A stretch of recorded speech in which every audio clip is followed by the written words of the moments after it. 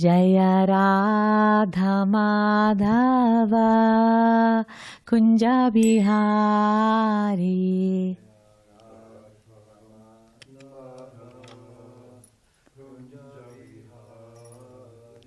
Jaya Radha Madhava Kunja Bihari.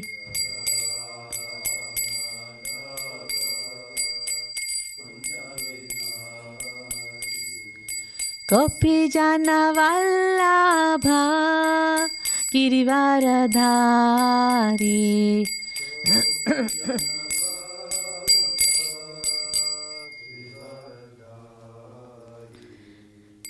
Yasoda Nandana Vraja Jana Ranjana.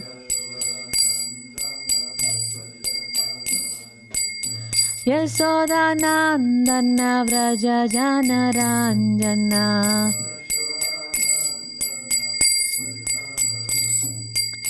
Yamuna Tira Vanachari.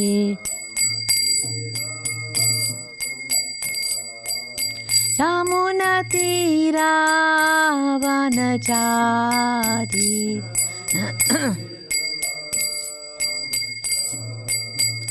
Jaya Radha Madhava Kunja Bihari.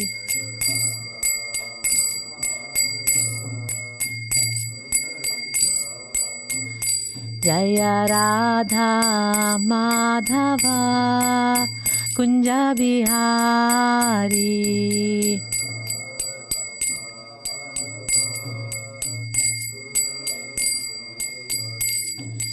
Gopi Jana Vallabha Girivaradhari.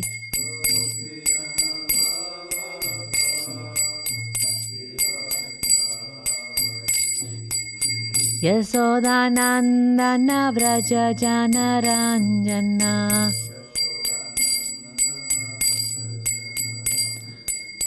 Yasoda Nandana Vraja Jana Ranjana.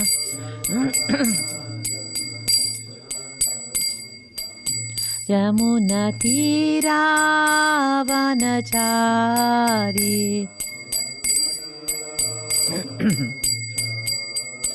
Yamuna Tira Vanachari.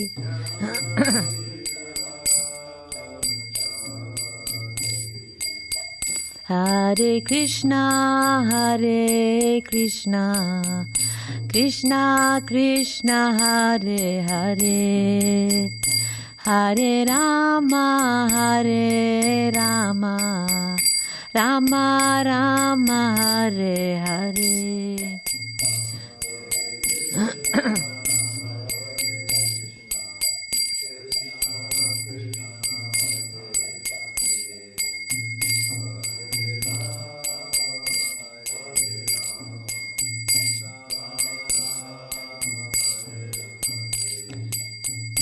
Hare Krishna, Hare Krishna, Krishna Krishna, Hare Hare, Hare Rama, Hare Rama, Rama Rama, Hare Hare.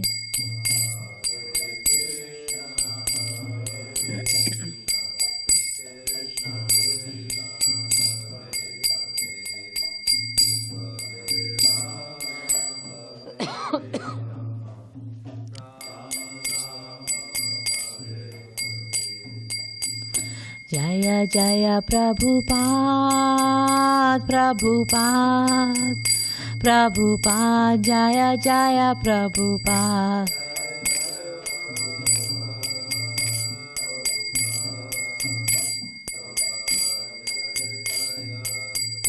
Nittai Gaura Hari Bol, Hari Bol, Hari Bol, Nittai Gaura Hari Bol.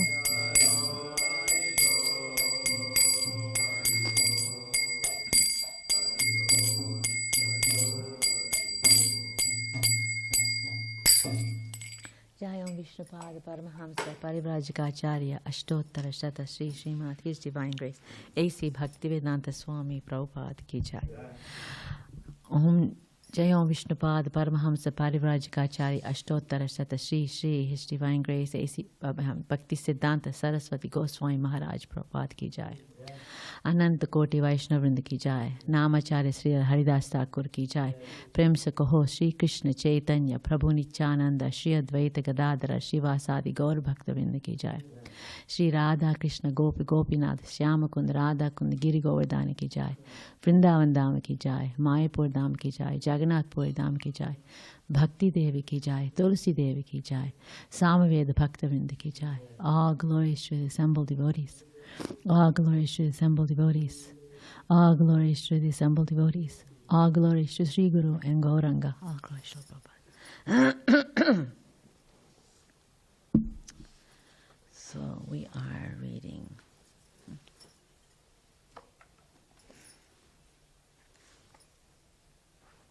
Okay.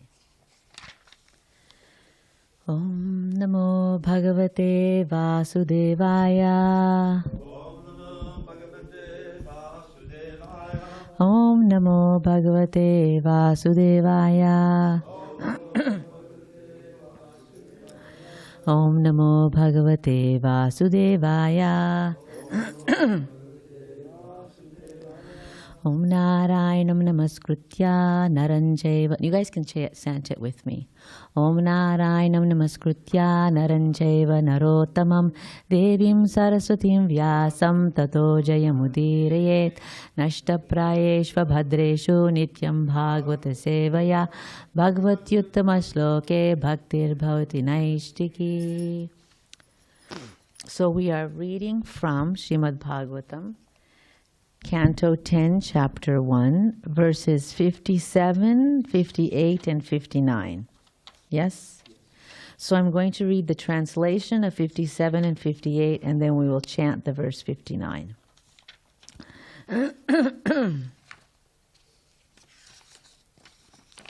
Okay, so let's see where we'll go today.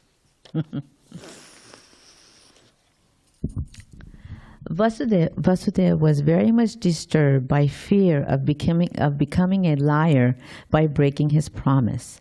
Thus, with great pain, he delivered his firstborn son, named Kirtiman, into the hands of Kaṁsa. In the Vedic system, as soon as a child is born, especially a male child, the father calls for learned brahmanas, and according to the description of the child's horoscope, the child is immediately given a name. This ceremony is called namakarana.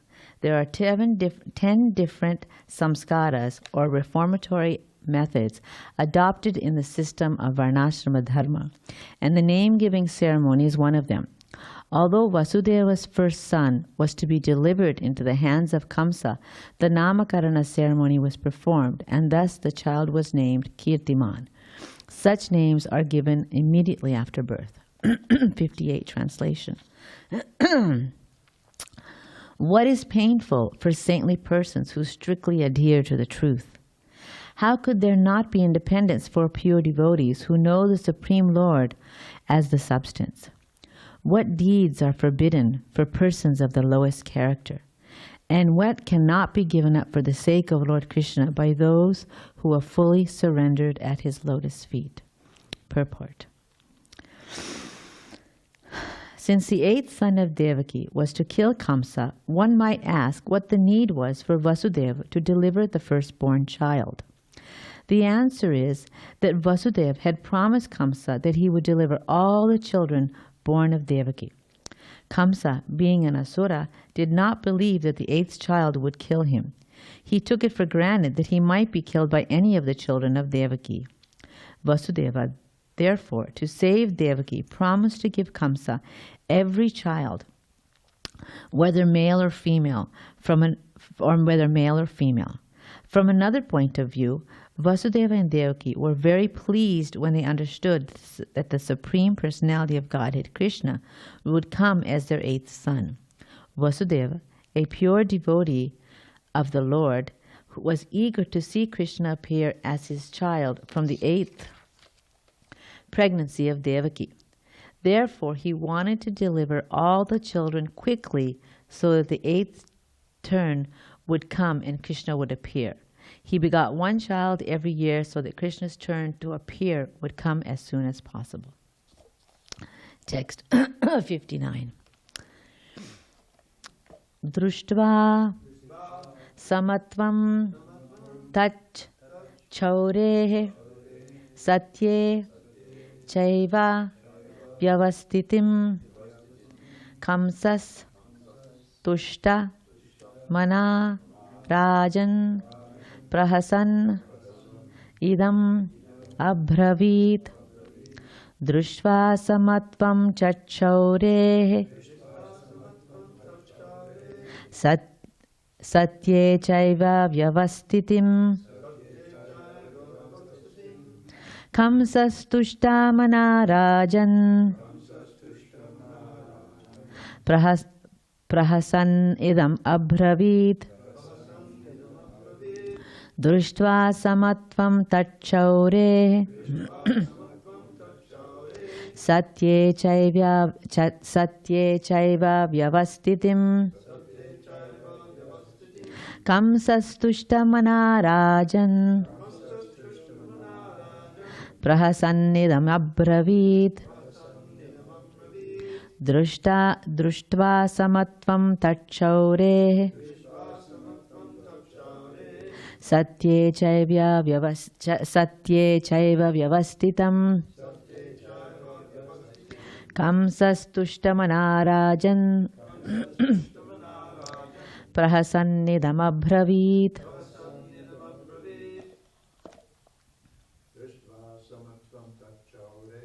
Društva samatvam tachaure chaiva vyavastitim Kaṁsas tushta mana rajan prasamajam abhravit. Društva samatvam tachaure satye chaiva vyavastitim Kaṁsas tushta mana rajan prasannidam abhravit. Anybody online? Društva samatvam tachaure satye chaiva vyavastitim Kaṁsas tushta mana rajan prasannidam abhravit. Anybody else? No. Okay. Društva, by seeing. Samatvam, being equipoised, undisturbed in distress or happiness. Tat, that. Saurehe, shaurehe, of Vasudeva. Satye, in truthfulness. Cha, indeed. Eva, certainly. Vyavastitim, the firm situation. Kaṁsaha, Kaṁsa. Tushtamanaha, being very satisfied being very satisfied with Vasudeva's behavior in delivering the first child to keep his promise. Rajan, O Maharaj Parikshit. Prahasan, with a smiling face. Idam, this. Abhravit, said. Translation. My dear King Parikshit, when Kaṁsa saw that Vasudeva, being situated in truthfulness, was completely equipoised in giving him the child, he was very happy. Therefore, with a smiling face, he spoke as follows. Translation, please repeat. My dear King Parikshit, when Kaṁsa saw that Vasudeva, being situated in truthfulness, was completely equipoised in giving him the child, he was very happy. Therefore, with a smiling face, he spoke as follows. Purport. The word samatvam is very significant in this verse. Samatvam refers to one who is always equipoised, unaffected by either happiness or distress. Vasudeva was so steadily equipoised that he did not seem in the least agitated when delivering his firstborn child into the hands of Kaṁsa to be killed. In Bhagavad Gita 2.56, it is said, Dukkeshvanudvignam manah sukeshu vigata spruhaha. In the material world, one should not be very eager to be happy, nor should one be very much disturbed by material distress. Lord Krishna advised Arjuna, Matra sparshastu kaunteya sitoshna sukha dukkhadaha agamapayano nityas tam stitikshva bharata. Tam stitikshasva bharata. O son of Kunti, the non-permanent appearance of happiness and distress and their disappearance in due course are like the appearance and disappearance of winter and summer seasons. These arise from sense perception, O sign of Bharata, and one must learn to tolerate them without being disturbed. Bhagavad Gita 2.14. The self-realized soul is never disturbed by so-called distress or happiness, and this is especially true of an exalted devotee like Vasudeva, who showed this by his practical example. Vasudeva was not at all disturbed when delivering his first child to Kaṁsa to be killed. Om Ajnanatimirandasya Jnananjana Salakaya Chakshurunmilitam Yena Tasmai Sri Guruve Namaha. Sri Chaitanya Manobhishtam Stapitam Yena Bhutale Swayam Rupa Kadamahyam Tadati Swapadantikam Vandeham Sri Guru Sri Yuta Padakamalam Sri Gurun Vaishnavamscha Sri Rupam Sagrajatam Sagana Raghunatanvitam Tam Sajivam Sadvaitam Savadutam Parijana Sahitam Krishna Chaitanya Devam Sri Radha Krishna Padan Sagana Lalita Sri Visakanvitamscha. He Krishna Karuna Sindho Dinabandho Jagatpate Gopesha Gopika Kanta Radha Kanta Namostute Tapta Kanchana Gaurangi Radhe Vrindavaneshwari Vrishabhanusute Devi Pranamami Paripriye. Namo Vishnu Padaya Krishna Pristaya Bhutale Srimati Jayapataka Swamin Niti Namine. Namo Vishnu Padaya Krishna Pristaya Bhutale Srimati Bhakti Vedanta Swami Niti Namine. Namaste Saraswati Deve Gauravani Pracharine Nirvisesha Sunyavadi Paschatya Deshatharini. Jai Shri Krishna Chaitanya Prabhu Nityananda Shri Advaita Gadadhara Shri Vasadi Gaura Bhakta Vrinda. Vanchakalpatarubhyascha kripa sindhubhyev cha patitanam pavanebhyo vaishnavebhyo namo namaha. Hare Krishna Krishna Krishna Hare Hare Hare Rama Rama Rama Hare Hare. Mukam karoti vachalam bangum langayate girim yat kripatamaham vande Shri Gurum Dinatarinam Paramananda Madhavam Sri Chaitanyam Ishwaram Hari Om Tat Sat. Okay, again, translation. My dear King Parikshit, when Kaṁsa saw that Vasudeva, being situated in truthfulness, was completely equipoised in giving him the child, he was very happy. Therefore, with a smiling face, he spoke as follows. So, as I was reading these verses, I was curious. I think it's important when we read the Bhagavatam that we approach it with a little bit of, yes, obviously reverence, but also curiosity. Where is Srila Prabhupada taking us? What is he trying to tell us? And I, to tell you the truth, was confused. So here I put it forth to you. In text 57, I want to talk about a couple of things. Let me just give you a brief outline. I want first to talk about the contrast between, comparison contrast between two characters here, Kaṁsa and Vasudeva. I also want to talk about Vasudeva and his diplomacy. I'm not sure if everybody is aware, and if you are, fantastic. If not, in the back of this chapter, there are actually how many pages? 10 or 15 pages of additional comments. Now, when I read this before, like, when I read the 10th canto before, I don't think I ever, like, really paid attention to those notes. I mean, I just kind of read it because I just read through it. But obviously I'm giving class, so I have to know what's going on. So when I read it the first time before, I've noticed that, why did Srila Prabhupada put this here? Or why did the editors put it here? I didn't understand what these were in reference to. So when I read a while ago, I went through there and I realized that the comments in the back, in these 10 pages, correlate with certain verses within that first chapter. So it's kind of, I think, important and maybe even probably relevant. Yes, relevant that we read them along with them. I'm going to go through some of those comments just because it's the end of the chapter, and there are some points in there that, close to the end of the chapter, there's some points in there that I thought were very, very relevant.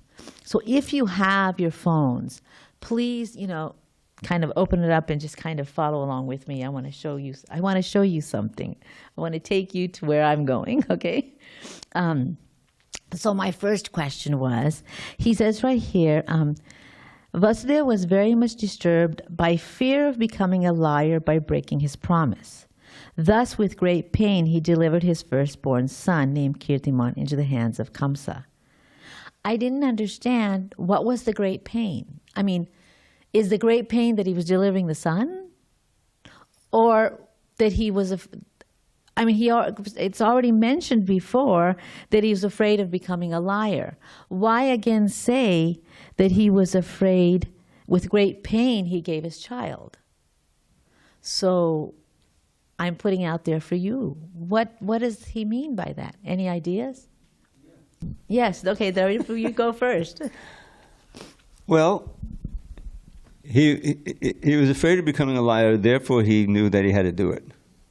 Now, as a father, instinctively, he wouldn't want to deliver his son, But he had made that promise to save Deviki's life. And so he has this...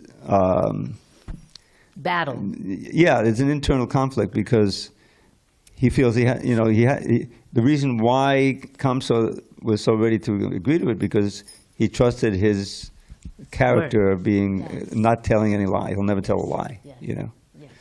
Of course, what does it remind us of? It reminds us of Yudhishthira on the battlefield, not wanting to say Ashwatthama. Ashwatthama is dead, right? Okay, but here he says here, Vasudeva was in the purport of 59, he says, Vasudeva was not at all disturbed when delivering the first child to Kaṁsa to be killed. So at that point, is he now saying that he's realizing, because he's equipoised. Why is he equipoised? We come to the next verse. Okay, so text 58. So, one question, and I pose it to everybody, not just Dravida. So I'm actually going to be the teacher here, and I'm going to call on you, okay? This is what the teacher does when nobody wants to answer the question. And realize you're not going to be, reprimanded if you're... There's no such thing as a wrong answer. It's a discussion. Okay, so he says... So my first question, who's speaking at this point? What is painful for saintly persons who strictly adhere to truth? Who's talking here? Do we know? Can we go back in the beginning and kind of in the front and see who's talking? Who's talking? Who's he talking to? Yeah. So what's happening is all this time we understand that there's you know what? Can we have the mic actually so you guys can talk so people can hear if they're online? I don't know. The third one, if you want to pull it out. Get the black one. Yeah, so you guys can sit closer together maybe, so then you guys can pass the mic so it doesn't have to get, or whatever. Okay, anyway, so yeah, so we understand that what's happening is, at this point, Vasudeva and Kaṁsa, there's this dialogue going on, right? And he's, And so that's what happened in the beginning of this chapter, the whole Leela of Devaki being threatened by her brother, by her cousin brother, etc., the dialogue between Vasudeva and Kaṁsa, etc. Now, Sukadeva Goswami is kind of a rhetorical question in a sense, I think, that he's posing that, and what is so these in these questions, I pose that these questions are related, I believe, this is how I saw it, as comparison and contrast between these two characters, Vasudeva and Kaṁsa. First question, what is painful for saintly persons who strictly adhere to the truth? Okay, so why is truth so important? Who is this referring to, do you think? Vasudeva. Go over then. Okay, Vasudeva, yes. Okay. Now, next question. How could there not be independence for pure devotees who know the Supreme Lord as the substance? Okay, Mukunda, Vasudeva, what does that question mean? You want to grab that mic? What does that question mean? I had to read this a couple of times. I could go, meditating. What does that mean exactly?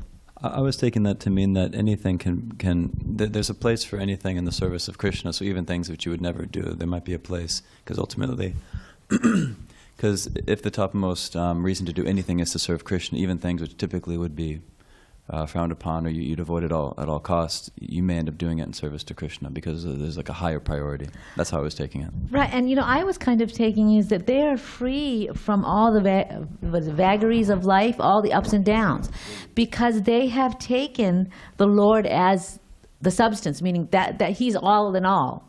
He is the reason to be.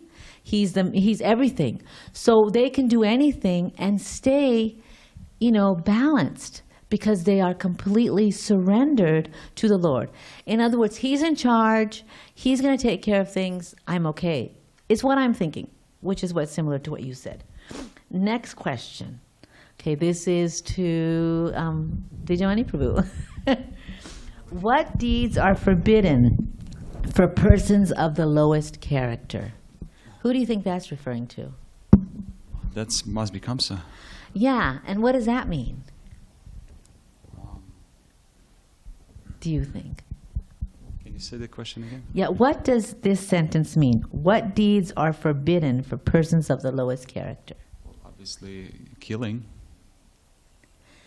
But killing is forbidden, but what I'm thinking is that for sinful people, all holds are gone. I mean, they will do anything. Because Kaṁsa is willing to do anything to protect his life and his throne. So what I'm seeing this as, and please, if you think I'm wrong or if you have some other thoughts, please share, Maharaj. Any thoughts? I'm thinking he means that everything is forbidden. For there are certain things that are forbidden, but for people who are sinful, they don't care what's good and what's bad. They're only focused on their own desires. Okay. I think this is an editing thing too. Do you? Yeah. It's so a question tell me what you think it could mean then. I'm not saying you got it wrong. I'm saying that the word forbidden is not what Prabhupada means there. He means exactly what you described. What can't they do? Yeah. In other words, what won't they do? Yes, what won't they do? Yeah, that word forbidden half of it, more than 90% of what they're doing is forbidden. Right. But they're still demons, so they'll do it anyway. They'll do it anyway, exactly. And then he says, and finally his question, and what cannot be given up for the sake of Lord Krishna by those who have fully surrendered to his lotus feet? So finally, what is he saying there? Who has an answer? Okay, there, you can answer. I think Vasudeva could see that at a certain point he's going to break his promise. He's not going to give the eighth son, which is exactly what happens. He doesn't give the eighth son. He takes him to Vrindavan. So he's keeping his promise now, and he's keeping it. Okay, he's the truth teller, and that's why Kaṁsa trusts him. But he knows that in the final analysis, he's going to break that promise because he's not going to give Krishna. That's the whole idea, is that he saved Devaki by making this promise And he said all the sons. Of course, the seventh son was a miscarriage. That doesn't count. So that, I think he's conflicted. Because on one side, his character is he never tells a lie, but on the other side, he knows that in order to save his little baby, he's going to have to make it a lie by taking Krishna out of there. But I'm thinking that I'm thinking that Vasudeva didn't think I think he was truthful all the way through. I don't think it was until after Krishna was born that the decision to take him and change him was there, right? So he wasn't. So from the beginning, he didn't have an idea that he would going to save the eighth child. I don't think that's the case. Okay, so yes, so we will discuss that then. I would love to discuss that because I'm thinking what I'm thinking it means at what cannot be given up for the Lord, for Lord Krishna, for those who have fully surrendered to the Lord's feet. I'm thinking that even though he was in pain, right? Even though he was in pain at giving his child, he knew he had to speak. He kept his word, and his word was of the most importance. And he understood finally that he obviously, Krishna, the Supreme Lord, was the sum and substance of everything. It was his goal, his reason to be, and he was willing to give up anything because he was fully surrendered to the Lord. Okay. So. But it looks like in this verse, it seems like this verse, you don't think this verse at the end of the fourth part of the question seems to be addressing giving up this? 58 translation, last sentence. At least that's about how I was taking it too. Maybe there's scope for different views. But I was taking it that way also. Yeah. That the forbidden act and the third question would be referring to the killing a baby, and the fourth question would be referring to giving up, Vasudeva giving up his baby. Yeah, so I was thinking that he's willing to give up all his children but. Ties it nicely with you saying that in the next purport, then Vasudeva seems to not be in pain. Right, because he understood. Because what does it say at the purport? Right. Why? Because he says, he therefore wanted to deliver all the children quickly so that the eighth child would come. So he knew that Krishna was coming, right? Because he said, what is it? Vasudeva, I'm sorry. Let me go back. Text 58 purport. It says, Vasudeva and Devaki were very pleased when they understood that the Supreme Personality of Godhead, Krishna, would come as their eighth child. As their eighth son. Vasudeva, a pure devotee of the Lord, was eager to see Krishna appear as his child from the eighth pregnancy of Devaki. Therefore, he wanted to deliver all the children quickly so that the eighth turn would come and Krishna would appear. So it seems like he has now come full circle, like he was. So, I mean, like I said, devotees. He started with, he kept his word. He was going to deliver his children, yet he was still pained because, as you said, as a father, he's still attached to his child. But he understood that the eighth child, Krishna, was going to come. He was going to be his child. And he knew, and he's ultimately surrendered to Krishna. So he understands, I believe, that it is Krishna's plan, and he's, whatever Krishna decides, he's ready for it. And so he was, at the end, in the 59, he ends up, and the last line of that purport, Vasudeva was not at all disturbed when delivering his first child to Kaṁsa to be killed. So it seems to me that Srila Prabhupada is describing a transformation of Vasudeva.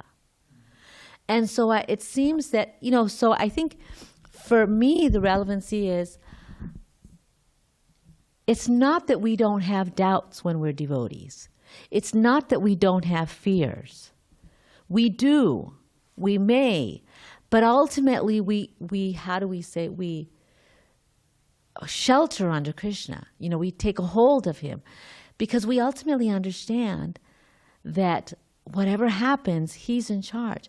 And especially as a parent, this is so relevant to us because with children, I mean, you guys are all kids. I mean, even if you might not have children, some do, some don't. But even if you've been kids, so you can understand how your parents were so attached to you and what that relationship was.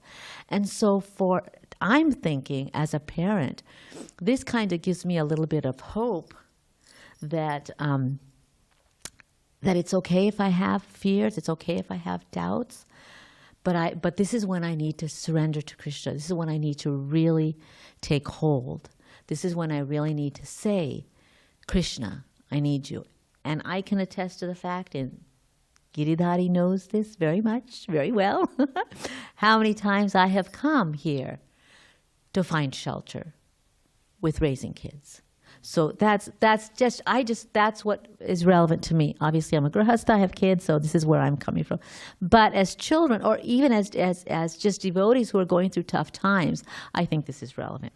Okay, and I have so much to say, and it's running out of time, so I'm just gonna. So a couple things I want to highlight. That's just, I want to keep that there for you. One thing. Speaking about truth, we understand that dharma has 4 legs. What are the 4 legs? Can somebody say one leg? Vijamani, can you say one leg? Truthfulness, okay. Another one, Dravida Prabhu. Cleanliness, what else? Mukunda, austerity, one more.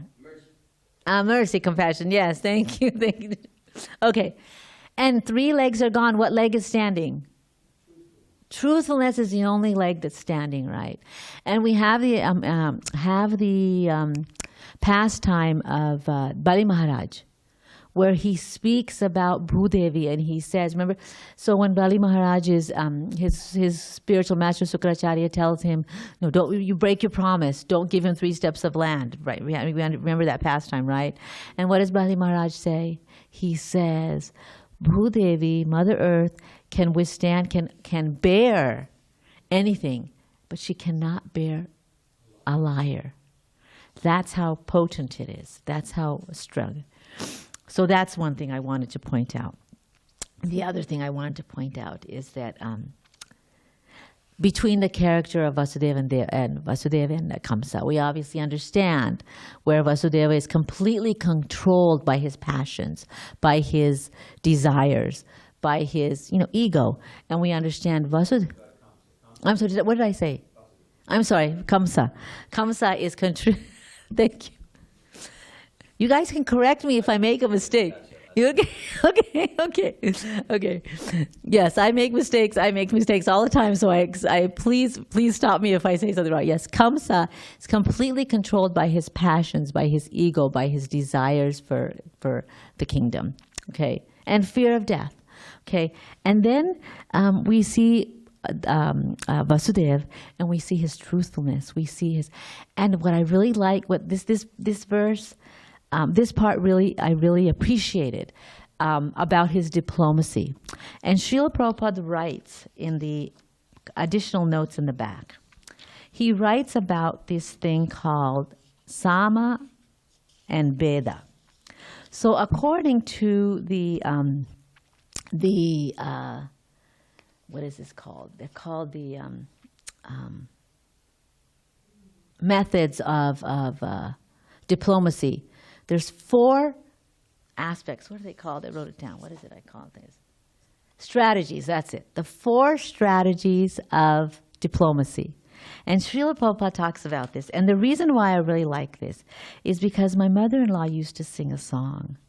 And it was a Tyagaraja Kruti. So many of you may not know, but Tyagaraja was a famous poet saint of South India, a great Ram devotee, and he would always completely singing all songs about Ram, all different types of songs, pastimes of Ram, and he was always begging Krishna, Ram, please come save me.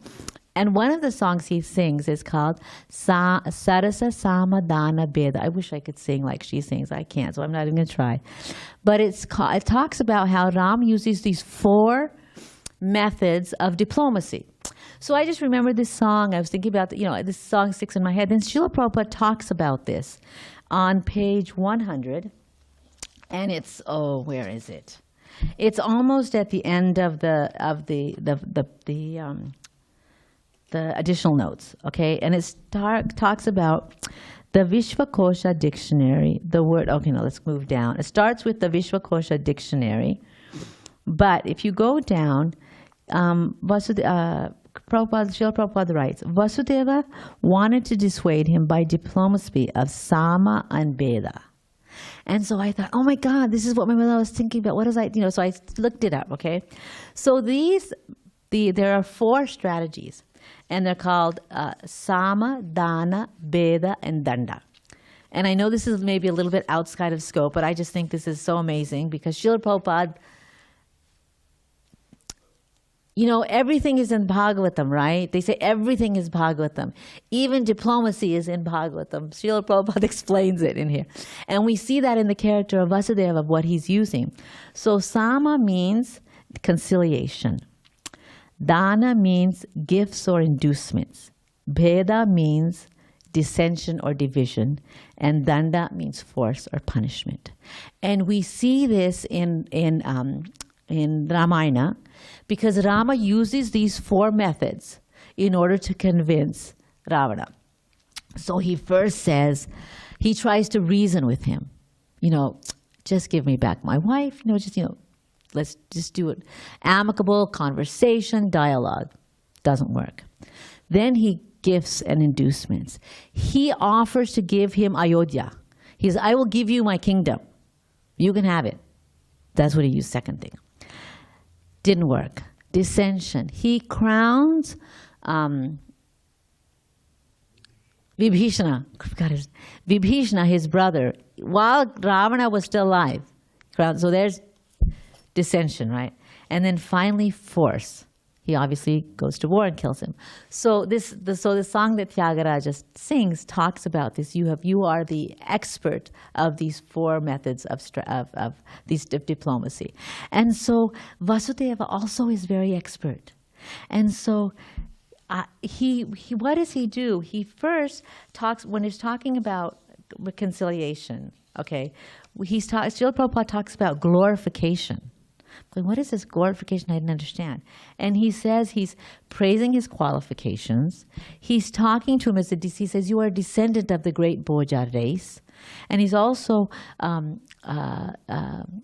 talking about the relationship, right? So he's telling his relationship, and he's telling him, she's your sister.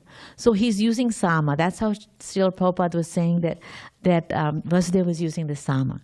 And then he was using Bheda, which means he was causing conflict.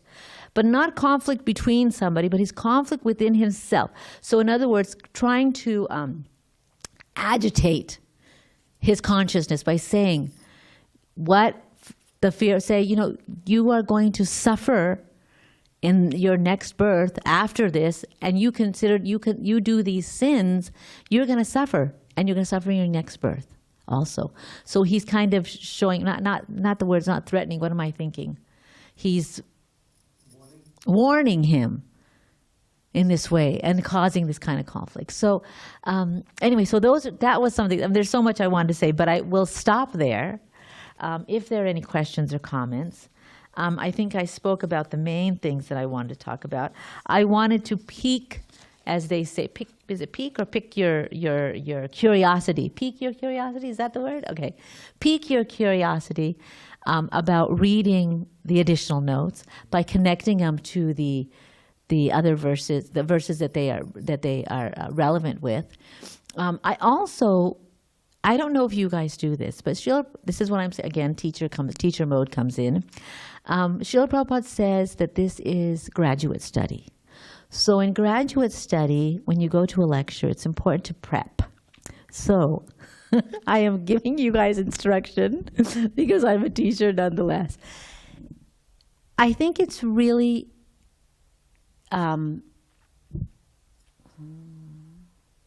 beneficial to the listeners as well as obviously the speaker too, but the listeners, if we read ahead, if we read the verse that is happening, we read what has gone before, and we make our own connections.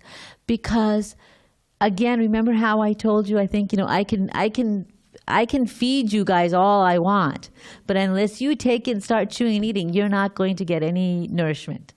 So yeah, so that's my teacher instruction that I'm going to give. And this is to everybody else who's listening on Zoom or on YouTube. Thank you. Any questions or comments? Yes, Maharaj. Well, I wanted to thank you for that. This is one thing that I don't always, but try to do, is read the verses and purports, and I have a habit of following connections wherever I see them, so I end up down these rabbit holes. Yeah. Sometimes they'll take up an entire morning or afternoon. This has been something that I've done my whole life. But it's a good idea, I think, to read the verse or verses and purports for a class that we're going to attend ahead of time, because it creates a sense of anticipation. We have our own ideas. We get to make, as you say, make our own connections, come up with our own questions. I mean, it's real easy to go over that, to skip over that one verse, 58 rather. It's a series of rhetorical questions, right? I mean, he's really making statements in the form of a question to which the answer is nobody, right? Or nothing. What is there that a horrible person won't do? We see that in our politicians nowadays. So I really think that's a really good strategy, and I'm going to double down on my efforts to make sure that I prepare when I come to class,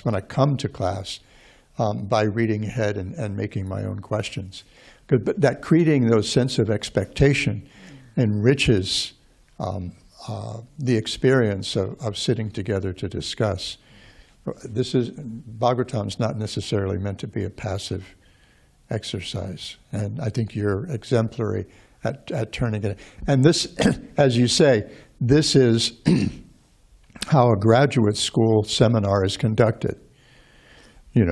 At the end of your seminar this week, you're given an assignment. You need to read, this article, you need to read these chapters of that book, and you need to read, and the professor's got some connections in mind, wants you to read them, to write about them, and come prepared to discuss. It's not just, there's going to be a little introductory lecture, but the rest of the 3 hours is going to be discussion. And Bhagavatam class should be, we see constant questions. Yes. Brikshit's not just sitting there saying, okay, tell me what's the deal. Yeah. He's got questions. Yeah. The sages have questions for Sutta. Vasudeva has questions for Narada. I have a question for you. Actually, I have a question for everybody now. Reflection. I would like you to share what you found interesting or whatever in this. And then I want everybody to say something. I did this a couple of weeks ago. I'm going to do it again. One thing, just one thing, quick, whatever comes to mind. Well, I like that you brought those notes in, because what's in those notes appears to be a lot of what's in the other acharyas' comments, their commentaries on these verses. And Prabhupada leans very heavily on Vishwanath Chakravarti Thakur most of the time. But for the 10th canto, we have comments from Sridhar Swami, we have comments from Sanatan Goswami and Jiva Goswami, especially. And that's what we're finding in those notes at the end of the first chapter. Thank you. Thank you. Thank you. Okay, who's got it? Vijayamani, you've got it. Got to tell me something. I appreciated the one of the last points about the strategies. Yeah. I think it's useful for preaching. We can okay. Right. Engage when we engage with people, especially convincing, like in some way, to accept something. I think it could be. Yeah, cooler on the danda part. Yeah, maybe not the danda, but all the rest of them. Thank you. Govardhan, you want to say something?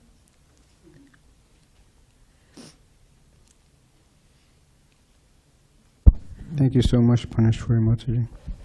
I like how you broke down or analyzed the transformation of Vasudeva from the very beginning of being fearful to being equipoised, or willing to do anything because he was surrendered to Krishna, and even if he meant breaking his vow to Kaṁsa. Yeah. Thank you.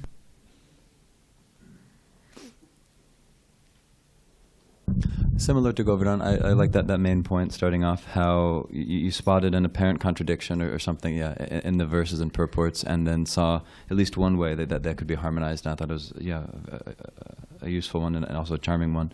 And I also, that wasn't a major part of your class, when looking in the notes, I never noticed this before. I remember reading these end notes, and I remember because I was surprised by how long they were. Yeah. That's what I remember about it.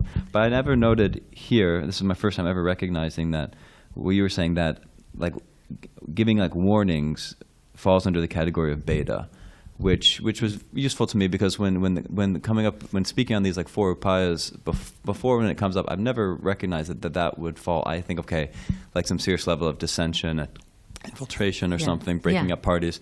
But that was significant to me. Okay, that would fall into the category of beta, and that really helped me get a better picture of the idea of the 4. Yeah, that's what Srila Prabhupada. Exactly, in those notes. Yeah. So that arousing fear of the sinful act of killing one's sister, or whatever, and so on, is an act of beta. I never noticed that before, so that was noteworthy to me. Yeah. Anybody else wants to say anything? How about you? No? Okay. Thank you very much. Any other questions? Sorry. Yes. I think that for me, one of the most fascinating things here is seeing the way in which Vasudeva is navigating the whole situation, and because I mean, he's faced with that horrific problem of trying to stop Kaṁsa from cutting off Devaki's head. And he saw that it wasn't working. That he was going to explain to him why that would be very bad for his name and fame if he cut it. If he attacked his sister, that didn't work. So now he's he's using his ultimate weapon, which is his character of being truthful, and on the basis of that, he's able to convince Kaṁsa that this isn't a good idea, and it won't look good for me to kill my sister. But then finally, at the point when the key point, and when the 8th son is born, Vasudeva breaks his promise. Now there's a much higher imperative to save Krishna and bring him to safety. So that's it's kind of something that you see in other situations too, where the ultimate calculation is what will be best for Krishna, and my reputation may go to hell, whatever I may die, but if Krishna is saved, if his service is preserved, then it's worth sacrificing. So that's a very And I don't remember, but I'm curious. Did not Krishna give him that instruction? If I remember correctly, right? Krishna told Vasudeva, take me there and exchange me. Did he not? Yeah. Yeah. Okay. So he got direct instruction from Krishna, to tell, like you said, that was the higher goal, whatever Krishna wants. Yeah, that's more important than keeping his. I was just thinking also, really what Ashram Swami mentioned, how text 58, especially when you get it packed in in the middle of 3 texts, it's something which you could just not comment on, but I appreciated looking at those 4 questions, because there's just so much in there that could be elaborated on. They're just really nice rhetorical questions, and really nice to look at. But that's the thing with a lot of things in classes, you're given it to, and you could just kind of speed over some things and then talk about one thing in the purport or something that comes to your mind. But if you really look, it's sometimes something could be right in the middle and be not overlooked or just not touched on. That was a really nice thing to touch on. Yeah, and I think the thing is that's important about Bhagavatam, because I don't think that we should just take the verse. I think, placement, where it is in the story, what's happening, it's all relevant. Nothing is just extraneous. Extraneous, is that? I was thinking that extraneous, right? There's nothing extraneous. Everything's all or superfluous. Yeah, everything is connected, I believe. I mean, see, if you look at Srila Prabhupada's purports in those 3, you see like I say before, like I've always said, Prabhupada takes us by the hand. If we were to read these translations by themselves, would have gone right over our heads. We would not have seen the questions. As you said, we would just skip through that. Let's get to the story. What's going to happen? But it's all of those connections that Srila Prabhupada makes in his purports, where he's taking us by the hand and saying, this is what's happening. That's what I think is so beautiful and, just, enchanting about the Bhagavatam and about Srila Prabhupada taking us that way. So now I'm eager to see, anticipation, how he's going to take us through the rest. I mean, I've read it before, but and I've read it kind of studying it before too, but I've never read it. I don't think I read it like this. I think it, and every time you read it, it's like more and more stuff you find. That's the beauty of the Bhagavatam. It is unending. It's the gift that keeps on giving. Thank you. Any other questions? Any questions online? Okay. Thank No you. questions, but very nice class. Thank you, Mataji. I really appreciate what you said about Vasudeva and being a parent. It's very, very enlightening class. Thank you. Thank you very much, Vanessa. Hare Krishna. All glory to Srila Prabhupada. All glory to Srimad Bhagavatam.